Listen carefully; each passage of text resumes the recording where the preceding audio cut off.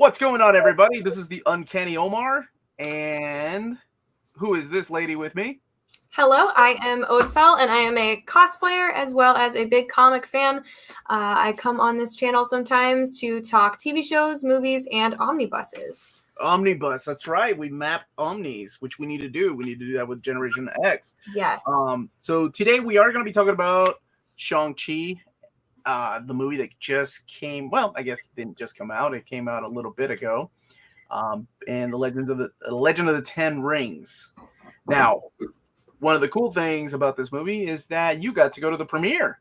Yes. So it's been a couple weeks since I've seen it. I was hoping to see it yesterday just to refresh myself, but I didn't get a chance. So, but I loved it. It was an amazing experience. I got to meet most of the main cast, so that was really cool. And just all around, the red carpet experience is always a blast. So yeah. So for those people that are joining in, we are going to be talking about spoilers. So just keep that in mind. So if you haven't seen it, you may want to bounce and then come back later at another time after you've seen it. If you don't care about spoilers, or if you've seen it, then you are welcome to stay, because we have to talk about that end credit scene and what it could possibly mean for the future of the MCU and how it all ties together and where it goes on. But yes. And the reason I brought up spoilers was because you got to see some people at the premiere that you weren't expecting to be there. And you were wondering what they were doing there. And we can talk about that when we talk about these scenes. So I thought that was really cool.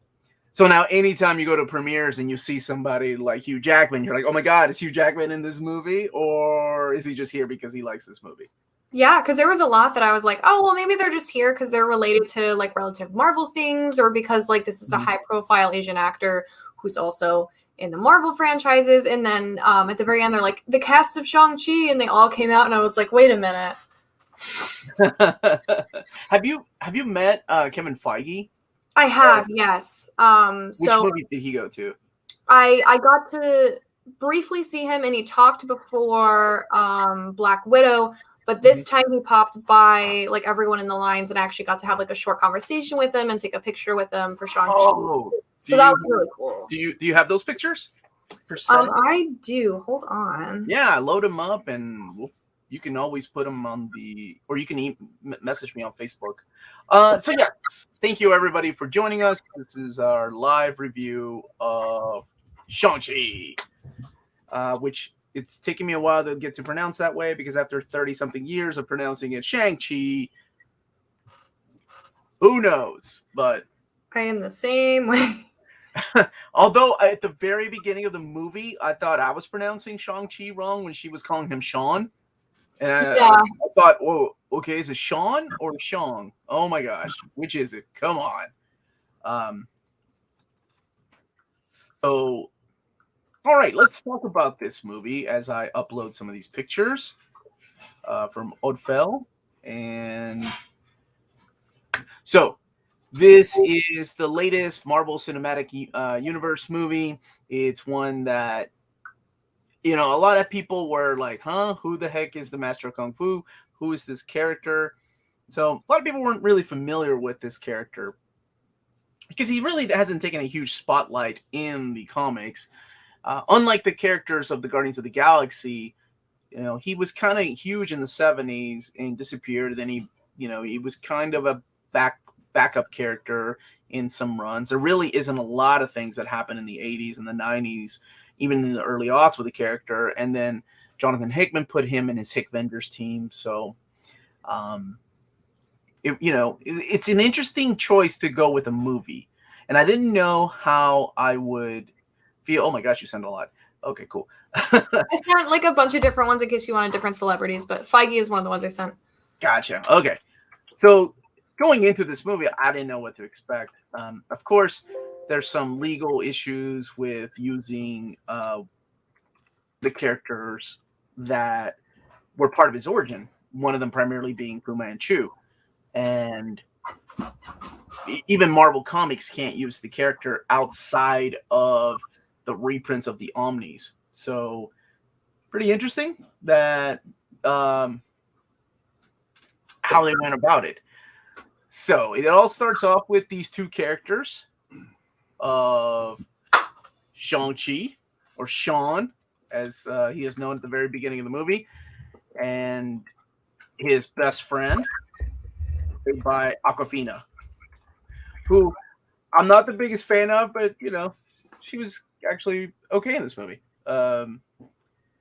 Like he's played by is it Simu Liu, I think. Yeah, Simu Liu. See, I always like stutter saying his full name because there's a lot of like U sounds, but it's Simu Liu. Mm-hmm. I'm pretty sure. And then Aquafina plays his best friend Katie, and they're both just valet drivers at a restaurant, and they both like the karaoke.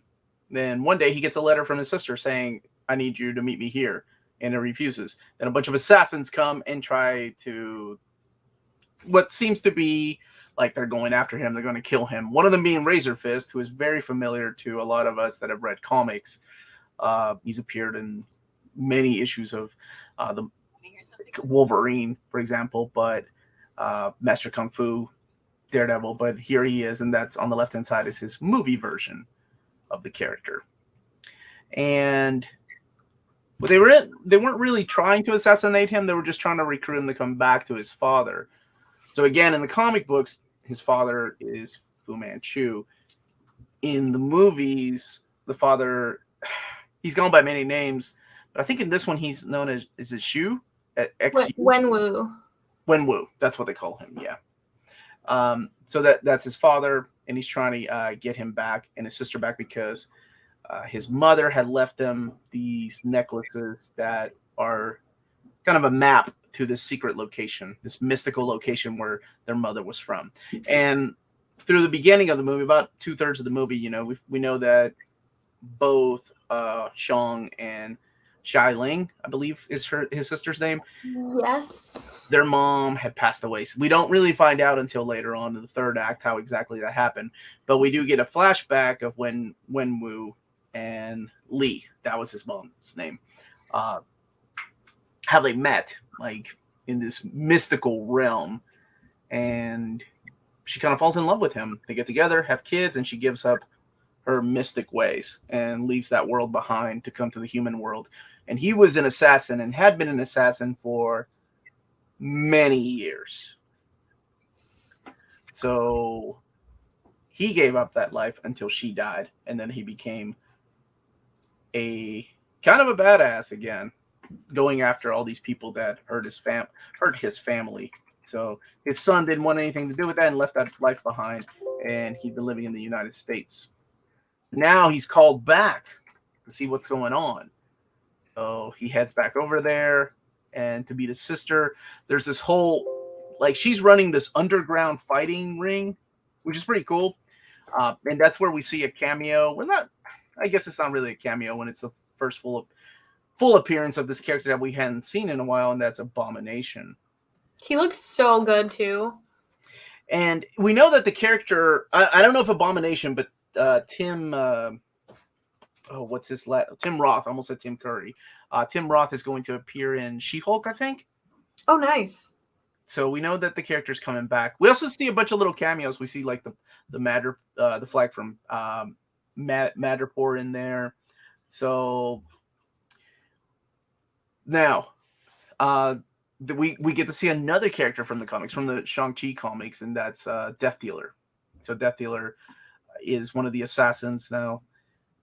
Little different than, honestly, I kind of like the movie version of Death Dealer. The mask for Death Dealer is sick. Yeah, I like the character design of Death Dealer. I like the way that Death Dealer fought, but he looks a little bit different than the comic book counterpart. But that's okay. I mean, it happens when you go into movies.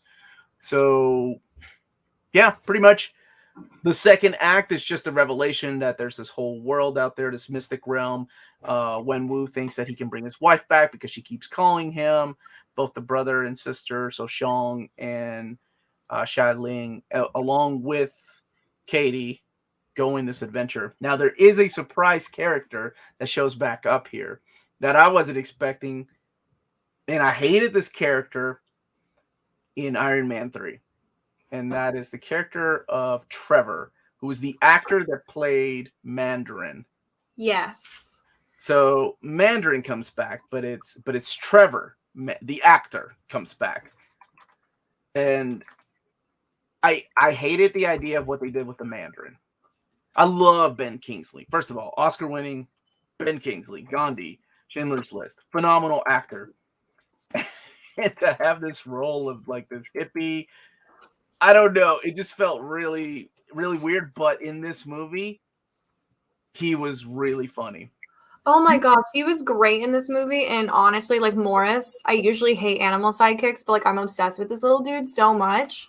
Yeah, that's what I was gonna ask you. What the heck the little creature's name was? Yes, little Morris. I love him.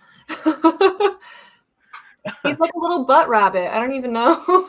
The chicken pig. Thank you, Matt. Yes. Chicken pig with no face. I bought this thing so quick. I was like, holy crap, you got one. Show it. Yeah. No, I literally, like, as soon as I saw the movie, I came back and I'm like, I'm buying this in case they sell out when the movie comes out, because holy crap, like, I'm in love with this little dude. Oh, that's even without a face. Right? So Javier is saying, Ødfel said, because I remember when we talked, you said that this was top MCU movie after the premiere. I totally agree, is what he's saying.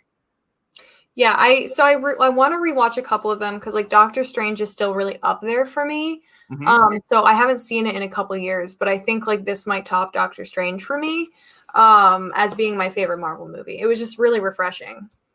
I thought Thor 2 was your favorite Marvel movie.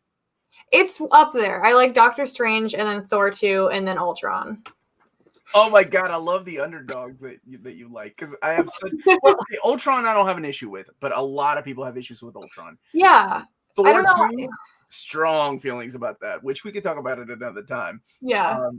But so let's go back and talk about this movie really quick, and then give our thoughts about some of the things about this movie. So the third act is really the brother and sister, Shang-Chi, and the sister and Katie, Xialing, his sister, Katie, and Trevor, all in this other world.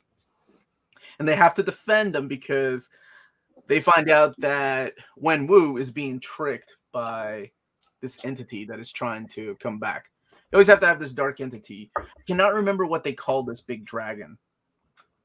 I don't either. I know the good guy dragon was the Great Protector. I forget what they called the bad creature. I can tell you never once did they say Fing Fang Foom. Yes. I can say that much. But it was a big dragon that is trying to come over here. And it was kind of creepy because it sent its little soul-eating minions over here to suck souls, and that's what makes it come to life. That's what brings it to life. So I thought that was a really cool, dark way of doing this. So they have to, in the third act, is these four characters with these mystical people defending this realm. And I mean mystical, like everything. The animals are mystical. That little butt creature, the chicken, what was it called? Chicken pig? Chicken pig or something? Yeah. Oh my gosh.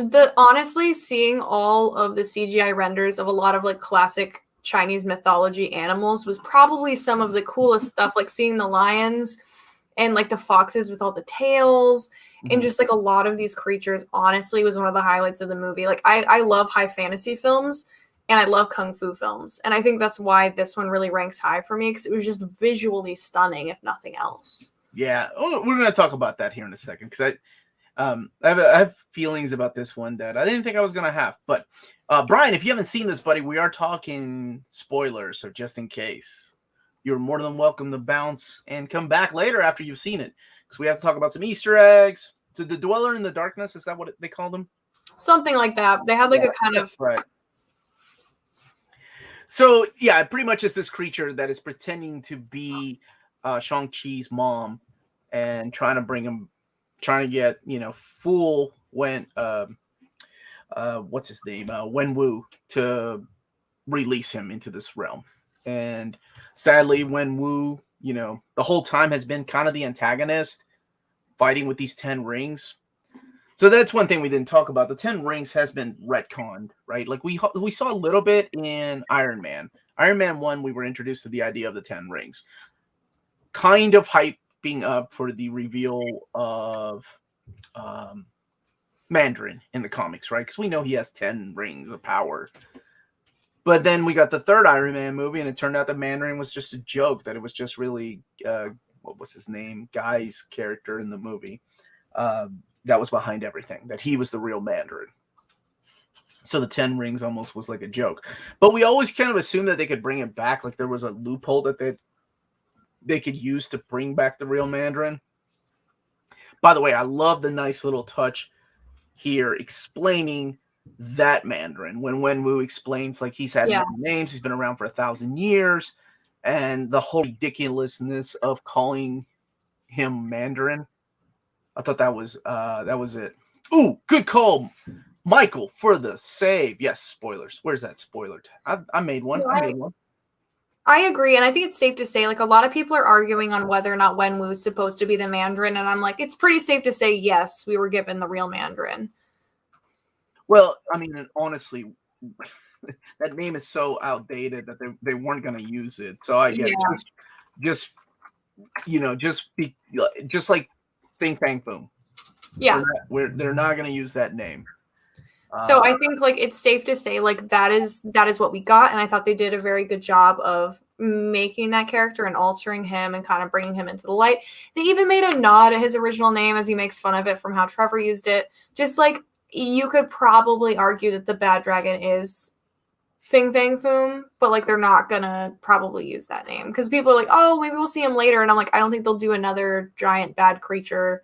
I think that was it. They're just not gonna, they're not gonna pull that trigger. So Wenwu and Shang-Chi have been at odds. Wenwu is an assassin and a born-again assassin because his wife, as we found out, are killed by his opposing mobsters that he had wronged in the past, even though he had given up that life after meeting her. They come and kill her pretty much in front of her kids, and feels like that's the moment where Wenwu goes back to his old ways. And we see that scene where he uses the 10 rings to destroy, these mobsters that were eating dinner. Like, he kills them, like, not using any mercy. My brother brought up a good point, though, when we were watching it. He wanted a bigger bad guy, like a more villainous type of bad guy, and somebody without a heart. But I guess I get it. You have to find that balance because he did fall in love with this woman who is extremely gorgeous, by the way. I don't know who the actress is. Oh, my gosh. Holy moly. Lee was her name in the movie. Yeah. Oh, my goodness. Anyway, where was I? Villainous bad guys. Oh, yeah. So, he wanted more of a villainous guy because he'd been around for 1,000 years. So, kind of jaded. So and this is something we talked about before in the past. Like, I think that Marvel's desperately in need for a bad guy who's bad just because he's bad, because they keep making sympathetic villains. Mm-hmm. But I felt like for an origin of Shang-Chi, like this kind of family trauma and how it ended and how it wrapped was a really good origin story for him and how he came into having the rings. So I'm kind of on this fence where I'm like, yeah, Marvel keeps serving us the same sympathetic villains, but also the story was so neatly tied in a bow as like a great way to send him into the MCU.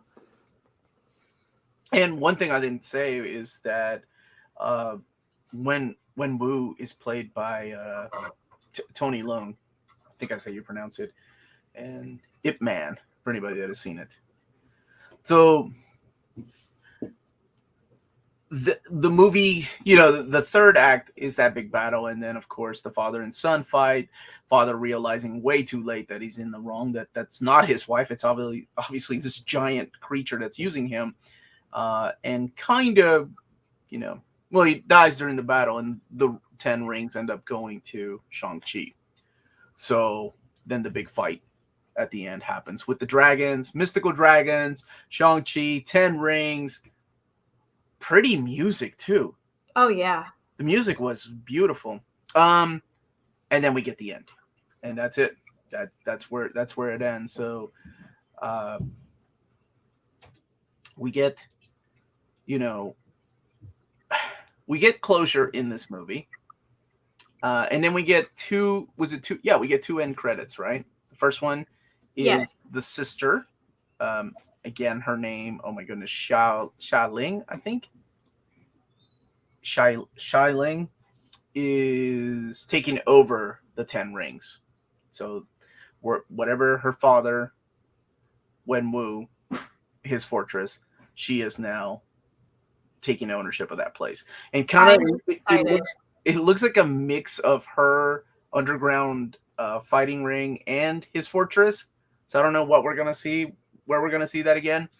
And then the big one at the end, the big thing at the end is Wong, who appeared in this movie, the Wong from Doctor Strange, trying to figure out with a couple of other people, as well as I think Katie in this. Katie and yeah, they were like at a dinner and they get pulled away by Wong because their friends were like, yeah, right, and then Wong shows up and is like, I need you guys.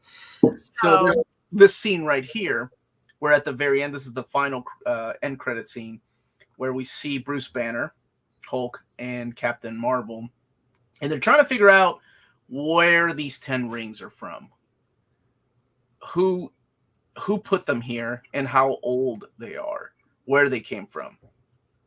So I thought that was pretty interesting. You see Bruce Banner with a sling on his arm, so this obviously takes place after Endgame, where his arm got busted up. So, and that's it. It's got to take place a decent bit after, though, because didn't Captain Marvel still have short hair in Endgame? Okay, thank you so much. So the sister was the post-credits. Wong was the mid-credits. And I'm sorry. What did you say? It's got to take place a decent bit after, though, because doesn't Carol still have short hair in Endgame, or was that Infinity War? I think she was just no. She had short hair in Endgame. You're right. It's pretty long again. So like trying to figure out timeline here is kind of tricky. Mm-hmm.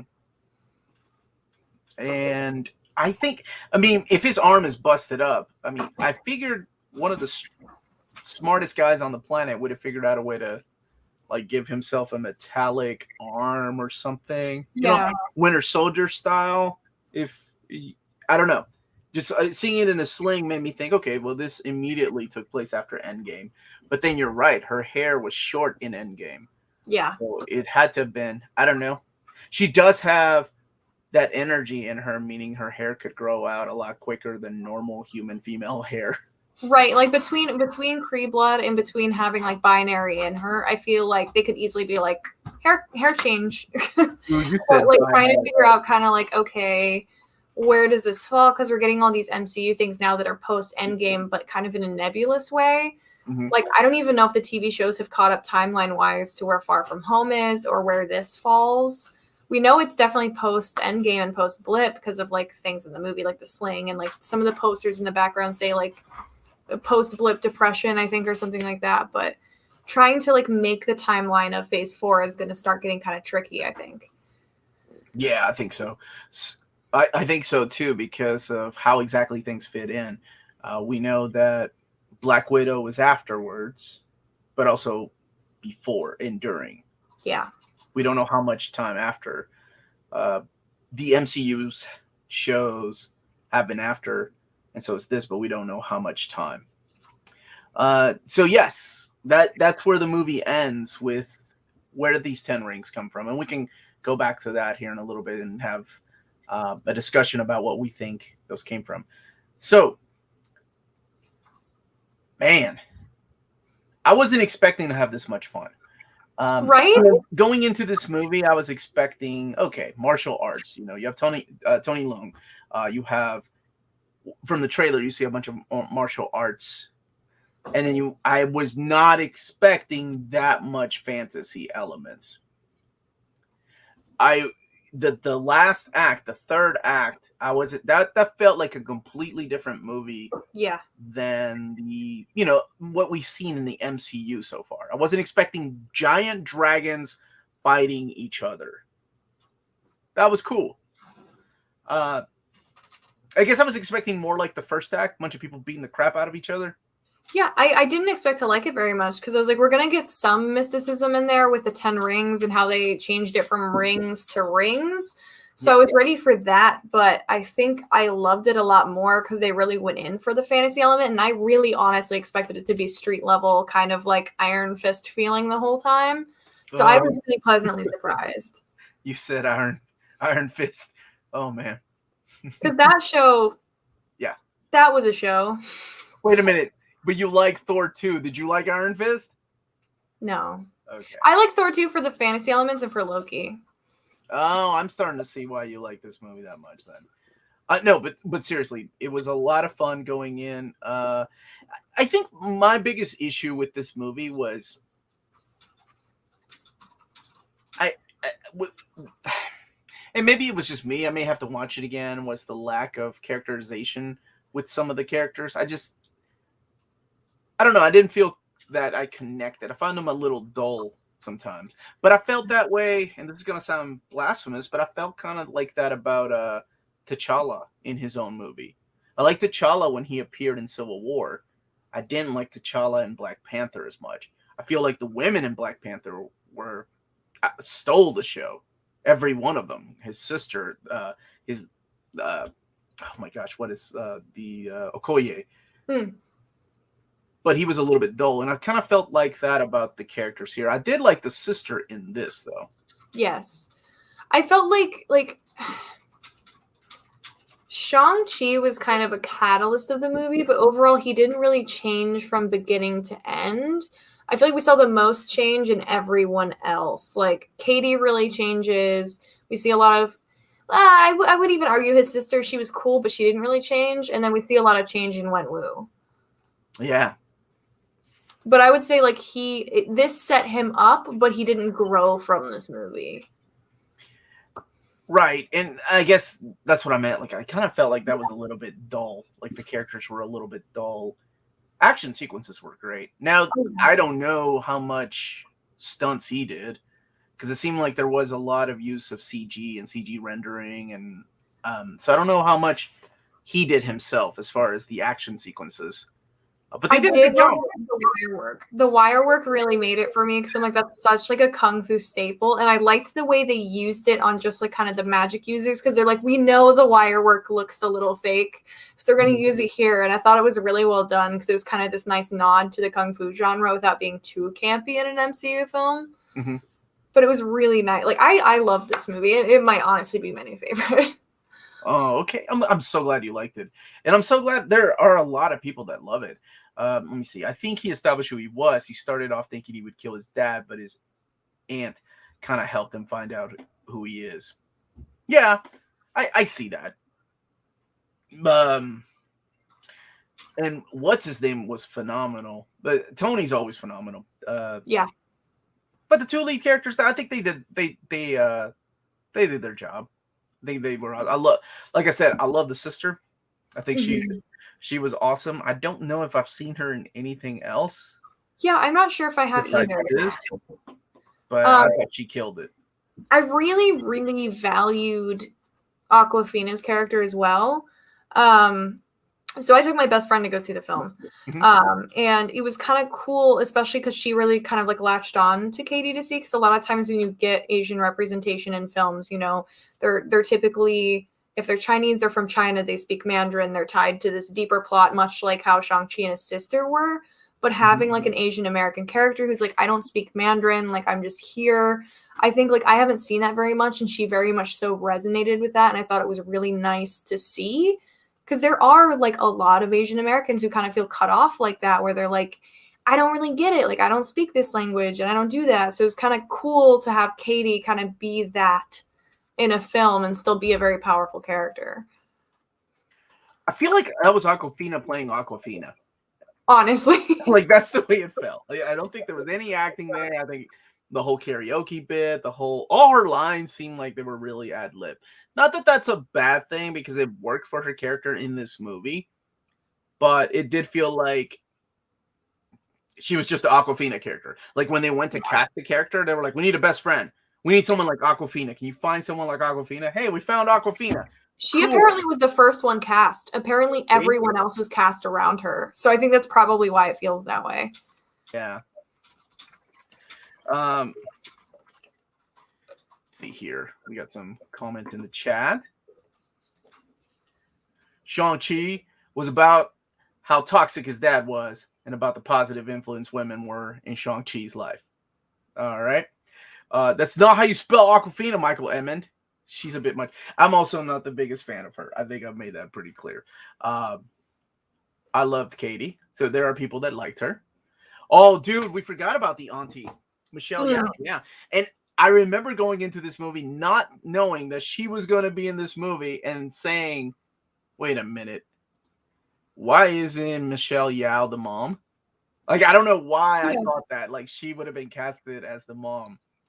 Like, I think Michelle kind of had a bigger role being the aunt, though, so I get it because she actually got to be in the fight scenes and stuff, which was pretty cool. But yeah, I kind of thought the same thing. Like when they showed his mom, I was kind of like, oh, like she's super young looking. Okay, super smoking hot. Oh my gosh, she was beautiful. That green dress is probably like one of the most beautiful outfits they've ever made for like a Marvel movie. Like it was so gorgeous. Yeah. And then Ben Kingsley's the one that I didn't expect. I hated his character so much in Iron Man 3, but I loved this character here. I remember in the theater that those were the times when I was cracking up when he showed up and he was just saying things. When he showed up at the red carpet, all of us were like, What? Because when Benedict Wong was a couple people before him, and we were like, okay, he's a high-profile Asian actor. He's probably just here because like this is the first big superhero movie with an Asian lead, like blah blah blah. And then they both ended up being in the movie. Right. And man, I love this character. It redeemed what happened in Iron Man 3. It really did. They did a really good job of tying it in a nice, concise, like here it is. Here's the ending of this. You're welcome. Yeah. Because I agree, I did not like him in Iron Man 3. Yeah, I hated the character of Mandarin in Iron Man 3 so much. Fun fact, Michelle Yeoh was in a Bond movie. Yep, that was Pierce Brosnan, right? So that was Tomorrow Never Dies. Like she was great in that. Oh my gosh, and she has aged beautifully. God, that actor guy was like freaking Jar Jar Binks in the movie. Wait, Sean Asuk, not in this movie. He redeemed himself. Oh yeah, so I haven't seen Kim's Convenience Store, and is that where Simu? Is that where a lot of people found him? I've heard a lot about it. I think so. I don't know if it was his first project, but apparently it's the one that got him on the map.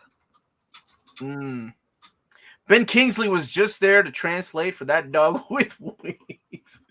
Man, if he was there to move merchandising, he did a good job. Just saying. I already simped for the merchandise train, so. I genuinely laughed out loud at the Planet of the Apes scene. I don't know, man. To me, it worked. The comedy worked. Hold on a second. Mega Shrimps are asking, what happened in Iron Man 3? I've seen the movie. I can't remember anything. My brain canceled it. Yeah, good call on that. So it was just a fake out that the Mandarin wasn't really a villain. It was actually a hired actor named Trevor, played by Ben Kingsley. And he was hired by, cannot remember Guy Pearce's character's name, but who was the real Mandarin. And it was just a cop-out. But yeah, the CG in this movie was awesome. So going back to Shang-Chi doing his own stunts, it looked like at times there were body doubles there, but it's moved so damn good. That fight scene in the on the building, the side of the building, that was butt clenching, freaking awesome. And it was exactly what I wanted out of a superhero kung fu movie. I'm like, this feels straight out of a comic book, like straight up. It was phenomenal. You know how I feel about Iron Man 3, baby. I'm not the biggest fan of that movie, nor Iron Man 2, but that's a whole nother story. Who do y'all think the teaser was about in the mid-credits scene? Who's coming? Fing Fang Foom Galactus. We're about to talk about that. About our theories about things we want to see or what this could possibly mean. But for anybody that has seen this, and for us, was there anything else you wanted to add? We talked about the music. We talked about the visual effects, which were great.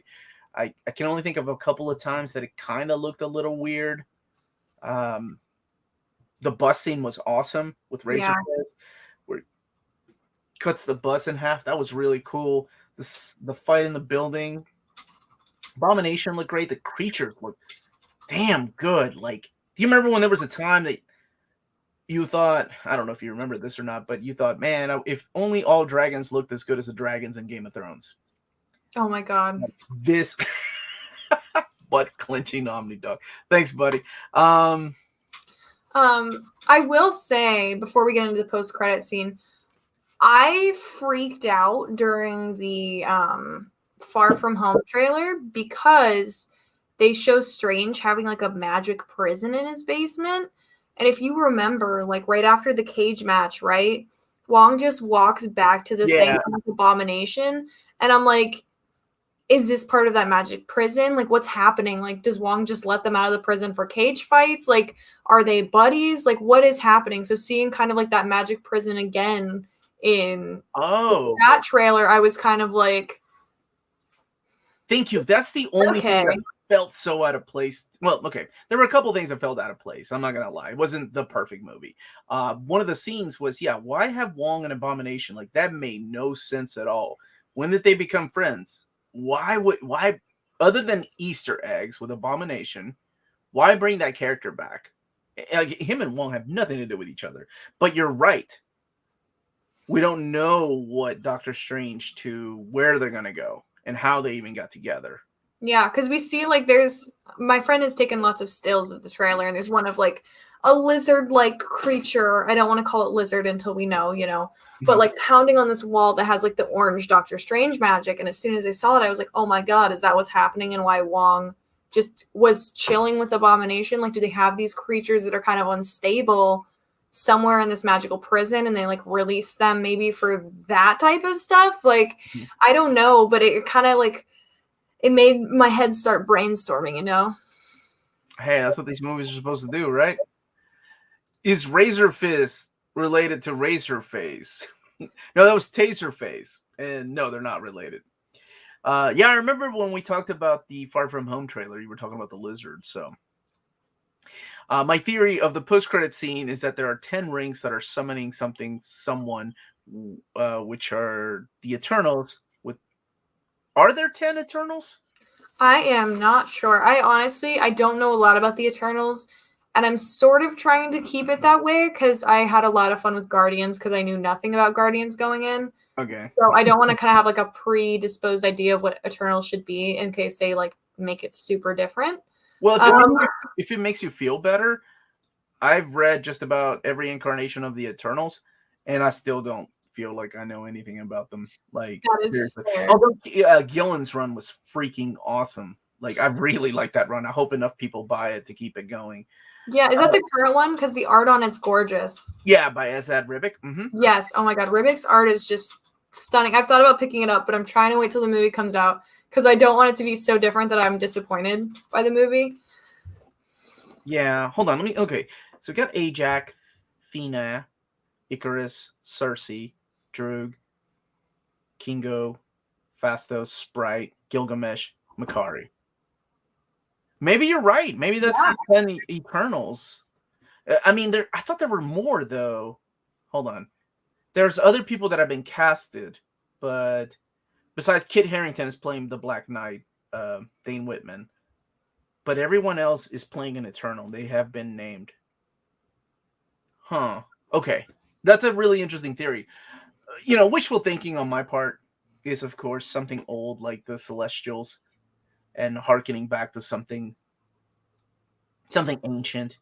That's kind of what I think. I think Eternals are so disconnected that I think the safest bet on what that post-credit scene means is something either with the Celestials or the Eternals to try and tie them into the universe so it doesn't feel so out of left field. Mm-hmm. But it is so open-ended that it could be anything. It could be the cosmic tie-in for the next Captain Marvel movie. It could be a plot point for the next Shang-Chi movie. Like, they left it so open, Well,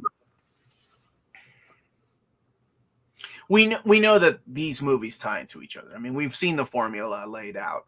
We know that these things are not just done for the sake of doing things. We still don't know who the person was that hired those people in Ant-Man 2, but I'm sure that's going to come out in Ant-Man 3. So I like that. I like trying to figure out how this puzzle works and where it goes to. Because, honestly, at any time they could change it. Because I have my own theories about Eternals, which I'm kind of both excited about and worried about. I'm excited because I want to see if my theories are true of how they can tie it in and bring in characters like the X-Men with the Eternals. But we'll see. Yeah, I'm hoping that the rings, if it is Eternals, then that ties back to the Celestials. and then tying it to this beginning, the creation of what the MCU is, and possibly other, beings like Galactus, Eternity. That would be kind of cool. Yeah. I kind of hope that Galactus is the next big bad they slowly build for. I don't want him too quickly, but like I would love to see it slowly build and pan out over time. See, I mean, it's the next movie in Shang-Chi in the backstory. It literally said the wielder is granted eternal life of the gods. It's just my thoughts, but I'm probably wrong. I don't know. That's a really good theory. I like that. I like the idea of tying it into the next movie. Yeah. It does make sense. Thanks, James Abel. 10 rings and not one cameo or Easter egg from Sonic the Hedgehog or Frodo, for that matter, but different kind of rings.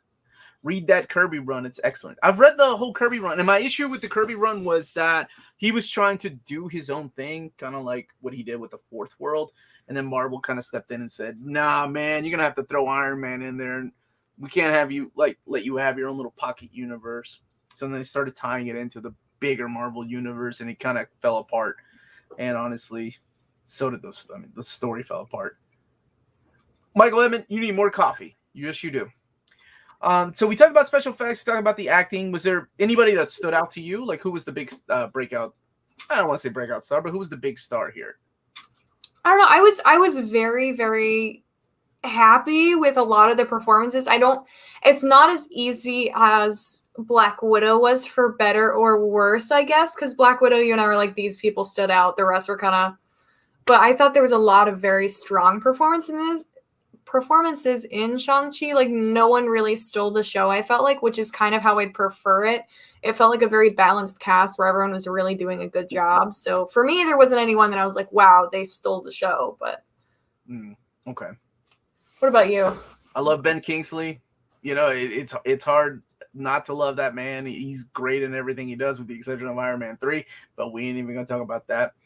I really like Tony Leung, like always. Big fan of his stuff. Ip Man, everything he's done. I can see with a better script, maybe. Simu Liu, the guy that played Shang-Chi. I think he can be a little endearing. I think he can pull it off.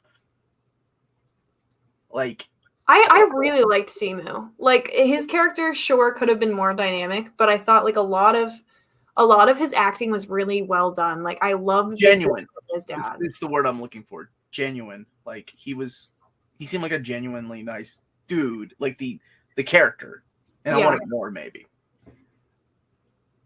I thought the rings were sending a message to McCullens, maybe Fing Fang Foom.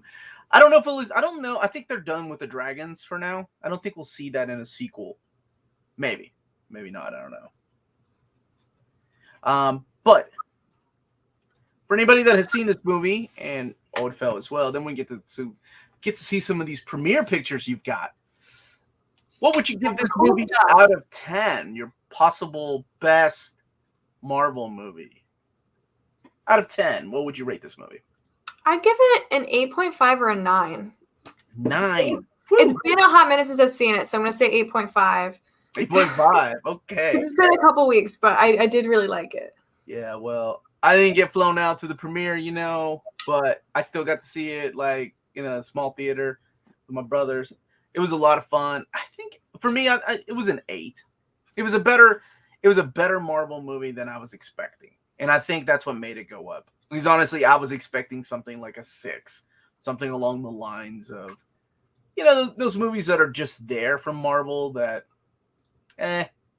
I'll watch it again sometime. But I'm not in a hurry to watch it. But this was more fun than that.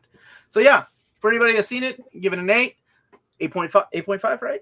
I'll go with 8.5. Like, I feel like 9, I want to give it a 9, but I also know that I was watching with pretty rose-tinted glasses, so... You were also at the premiere. Exactly. So I feel like I was kind of like riding the high from that. So I'll give it an 8.5 until I get a chance to watch it again. We should attack Kevin Feige. 9 from Marvel Bab, 8.5, 9 out of 10, maybe a 9. 9 out of 10, 8.5, 8.5, 9 O's, baby. 6, maybe 7, Roberto Rodriguez. 9.2 out of 10. Steven saying 5.5 out of 10. They changed too much from the books. But, I mean, I've kind of just got used to that. They're going to keep changing things. Dude, what a missed opportunity. How are y'all not going to rate it 10 rings? You're right. All right. 8 rings out of 10. My bad. That's on me. That's on me. I give it a better than Captain Marvel and Black Widow. Yes. Of course. Yes. 100%. Like I love the Captain Marvel movie, but I think this was significantly better than the Captain Marvel movie. Yeah, I thought the Captain Marvel movie was just okay. I've only seen it twice, I think. All right, let's while everybody else chimes in, let's show some pictures. Let's show some pictures from the premiere, which I was not a part of, but that's okay. Let's see. Look at that. Now, who's the lady in the middle? That is my friend Isabel. So I took her as my +1 because she was very hyped for this movie. Oh my gosh, that's awesome. So I absolutely jumped at the opportunity to fly her out with me, because it's really cool seeing representation, and she's very big on finding representation in media. So I was like, you know what? I'm taking you to the red carpet for this first big time Chinese superhero. We're doing it. Oh, I love it. I love that you took your friend. Look at you two. What a great picture.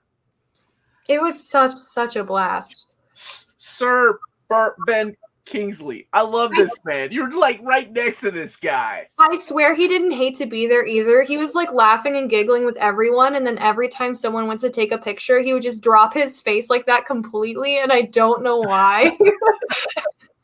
But I swear we weren't like holding him hostage for a photo because he looks very upset. And oh man, look at my boy Wong. Got his hair all grown out, man. I was not expecting him to have a British accent. Like I just realized in that moment when I met him that I'd never heard him talk before. Like his real voice. His real voice, yeah. I've heard him like in Doctor Strange and stuff, but hearing his real like speaking voice, I realized I never saw him in interviews or anything because I was very like, oh my gosh, you're British. And the man himself that puts all this stuff together, Kevin Feige. Yes, I want his hat. You can't really see it in this, but it's this really cool like Chinese knotwork flower. Mm-hmm. And I'm like, man, where did you get that? I want one. Man, that is awesome. I think by far this is my favorite picture, though. Was Aquafina there? Yes, I have a photo with her as well. I have a really funny one because I accidentally dropped my phone. Like my phone was on the railing, and then Isabel was taking the photo on her phone. And my phone falls. So somewhere I have a photo of her being like, oh my God, because she heard like it fall. And she's like, is everything okay? But I didn't see that you uploading that one, so I didn't get to it. Let me see. But these are nice. These are great pictures. Oh, there you are. Yeah, hold on. I got you. Let's upload. Yeah, and then I also sent one of the 10 rings in of his costume as well. Because they had those and they were so cool. Look at there that. There she is, Aquafina. She was super nice. Like, seriously, this is like the best premiere because everybody's there. Wait, was the hot mom there? I don't know. So there was 2 different sides, so I didn't get to see everyone that came in. Like, I missed seeing the actress for Xialing as well.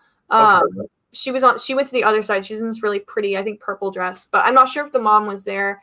Like Michelle Yeoh, I believe, was there, but she was on the other side as well. So, all right, here you go. As a nation, I feel the culture is represented well without too much whitewashing. Unlike Iron Fist, Iron Fist just washed everything, not just whitewashed. Like, oh man. Anyway, 8 out of 10. I'm so glad you liked it, dude. That's awesome. Thank you for sharing the pics. It was such a fun premiere. Like, I honestly had a blast. It was great. You could just feel the energy and how excited everyone, the actors and the people there to see the movie for the first time were. It was electric compared to the other ones I've been to. That's awesome. It wasn't what I expected. Way better than I thought. Exactly the way I described the movie. 7 out of 10 just because there was a mid-credits. If there was no mid-credits, it was a 6. Well, I think mid-credit scenes are what we've come to expect from Marvel movies these days. Yeah. I didn't expect there to be 2, though. Yeah, honestly, I would be disappointed if these days I would be disappointed if a Marvel movie doesn't have more than 2 end credit scenes. That is fair. Endgame, I think Endgame. I remember everybody waiting on Endgame to have an end credit scene, and it's just the hammer beating, like the sound of Iron Man working on his costume, right, on his iron armor. And I was like, what? Where is it? What does that mean? Are we starting over? What's going on? So yeah, this end credit, man, I dug it. It opens up all kinds of doors. Could lead to Eternals. Could lead to something bigger. And now we also have the one thing we haven't really talked about is how the TV shows are all kind of being brought into the movie universe. Yeah. Really cool. No, I'm very, very interested in how relevant or how self-tied or externally tied in What If is going to be. Because What If's been throwing some curveballs and stuff that I'm very intrigued about. And I'm kind of like, okay, I feel like these can't just be one-offs. I feel like we're going to feel ripples in this, especially with the emphasis put on certain things, that I'm starting to get more and more like, I feel like this is going to be more relevant than all of us expect it to be. And then the other shows are obviously relevant. We could talk about that next week, right? It's next week, episode 6, I think. Yeah, I still need to watch this week because I just watched last week's yesterday. I'll probably binge watch them. I haven't watched episodes 4 and the one that came out today. Yeah. So we will be doing that. We'll be doing another round of What If reviews. That'll be really fun. Yeah. So yeah, and then the next movie that comes out is Eternals, and then Spider-Man No Way Home. I'm very excited. Are you gonna go to the premiere for that? I don't. So I only find out like a week before, which is always what makes it difficult because like I have to stuff. So it's always a scramble. I don't know if I'll go to Eternals. I'm kind of planning on not going even if I get invited just because it's so soon. But I'm saving up money just in case for Spider-Man right now because I'd really love to go. So I won't know. So Spider-Man would be awesome. Yeah. Like, oh my god. Venom 2. I forgot Venom 2 is also coming out. Yeah, did they give a date for that yet? Or is it still just kind of floating? I think they moved it up. That would be cool. I think they moved it up, yeah. I still haven't seen the first one, but I'm very intrigued about Woody Harrelson as Carnage, so I might watch it and then go watch the new one once it's all out. Yeah, I wasn't a fan of the original movie, but I think a lot of people really enjoy it, and I get it. You know, it's a fan following, so it looks like October 1st confirmed. Oh wow, that's super soon then. Omar can be your +1 for the next premiere. He's too shy to ask. I think Ødfel knows me. I'm not shy at all. I will ask, especially like. If X-Men, like I will pretend to be Ødfel, wearing a cosplay of hers, going, "Hey." We see a live stream immediately after the premiere with the spoiler thing and ruin it for everyone. We never be invited again. Yeah. We're like, okay, guys, we just saw it. We just signed an NDA, but we don't care. It was the best movie ever. And no matter what, at the premiere, it's got to be great, right? Watching it at a premiere is a completely different experience than. Although I do miss, I will say this, like we went to see it and there were about 20, 25, 30 people at the theater on opening night. And it was kind of sad because I love going to opening nights. I love experiencing these movies with other people, clapping, laughing at the same time, standing ovation. And it feels like that's missing. And God knows when we'll get those kind of experiences back because of everything going on.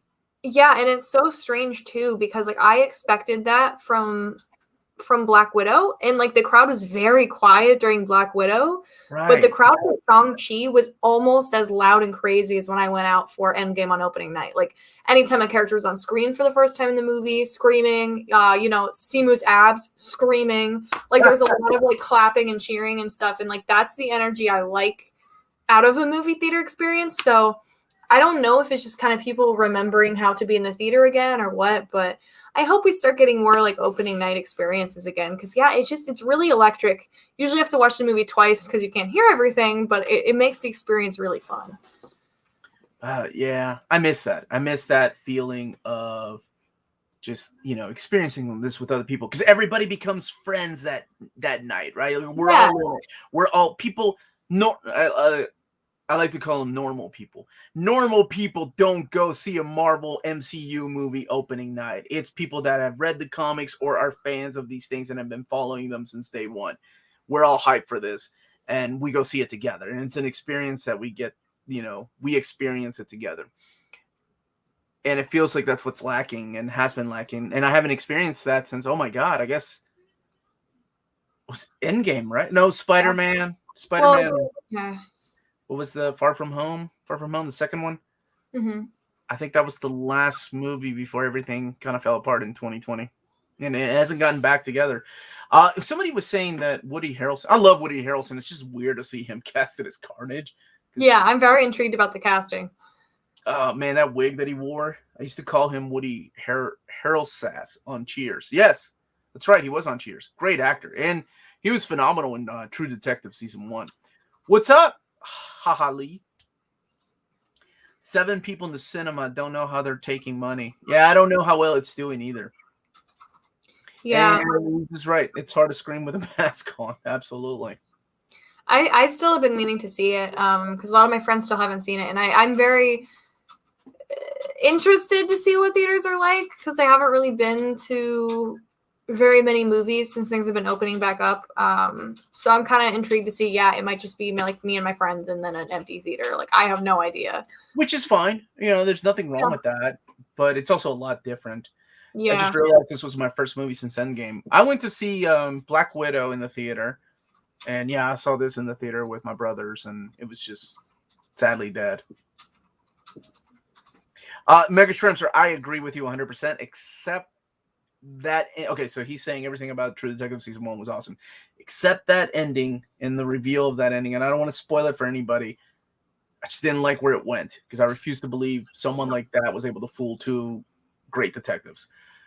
Shang-Chi's performing better than expected, set a Labor Day weekend record during the pandemic. Awesome.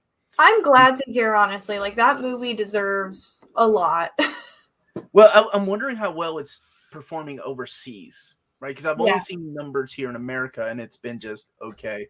A third full when I was there. These box office figures are strange. Yeah, I mean, somebody is like, and it's not streaming. This is only in movie theaters, so they're kind of gambling a lot on that, on the fact that this is only going to be in a movie theater, and that's the only way you get to experience it.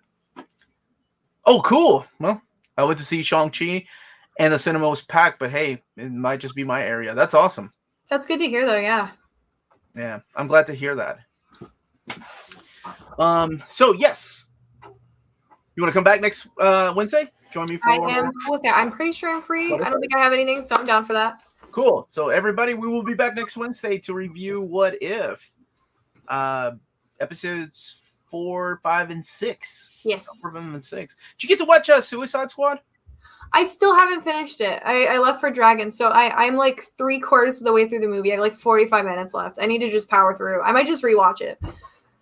Have you read Moonshine? I have. The Brian Azzarello book?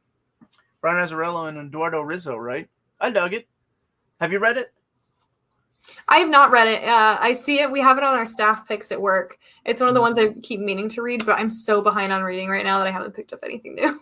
No, you need to get on that. You need to get on that.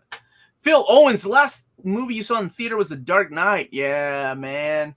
That's a hot minute ago. That was a while ago. Are you gonna go see the new Batman movie? Oh man, the Matrix 4 trailer comes out tomorrow. Yes, I saw the like super teasers, and I'm very excited. I've only seen the first Matrix movie and like half of the second one, but this one looks cool. Okay, wait. You get a pass because the second and third one are not. I tried to make it through the second one. I really did.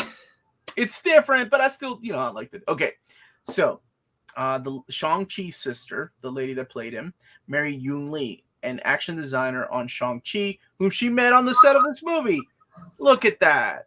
And Mandarin is so pretty too. Like, she was gorgeous at the premiere. She had this like pretty purple. Oh, she's so pretty. Dude, she was awesome in the movie. She kicked all kinds of ass. I don't think she had a stunt double. I think she really does kick ass. I think she does too. I don't do theaters. I'll catch it later. Yeah, for sure. I love the first one. Don't even remember. I think most people, when we watched it with my kids, we watched the first one and my wife was like, well, that's good enough. We don't need to show them 2 and 3, which she's right. We don't need to show 2 and 3. I'm reading it now. It's great. I What's that? just found out there's an Animatrix, and I kind of want to watch it. Yeah, it's an anthology. It's kind of like how the world came. It explains how the world came to be. It's a lot of fun, especially if you're a fan of that first Matrix movie. One of them is some Madhouse Studio does one. There's one that's done by I think what's his name, Watanabe, the guy that did Cowboy Bebop. There's one that's done by Square Enix. So there's one that kind of looks like Final Fantasy graphics in there. Yeah, it's a lot of fun. You should definitely check that out. All right, everyone. Thank you all so much for watching. Ødfel, thank you for joining me. Where can people find you when you're not hanging out with me? Yeah, so I am on social media under this name. I always do this backwards. Under this name, pretty much everywhere. Is a normal O on Facebook and Instagram. Twitter, it's a 0. TikTok, it's a regular O, as well as Vero. And YouTube, it's a stylized O when you click it, but if you type it in with a normal O, it will appear. So yeah, everywhere but Twitter, it's an O. Yeah, I saw you drop a YouTube video too. I did. I have so many YouTube videos I want to do, but I'm bad about uploading. But I do have a recent YouTube video and a couple more on the way. So definitely make sure to go check those out. And she joins me from time to time to talk about movies and comic book TV shows. And also Map My X, where we talk about books that we love to see in omnibus format and map them out. It's a lot of fun to see how right we are. It's going to be Gen X. You don't want to miss it. Yeah, we got to do Gen X. And we've mapped one out already for Marvel that I get to announce later. That's just a hint for you people watching this. Anyway, thank you all for watching. Don't forget to hit that like button on the way out. We are on Patreon and Spreadshop. Amazing ways to support the channel. Everyone stay healthy, stay safe out there. Much love.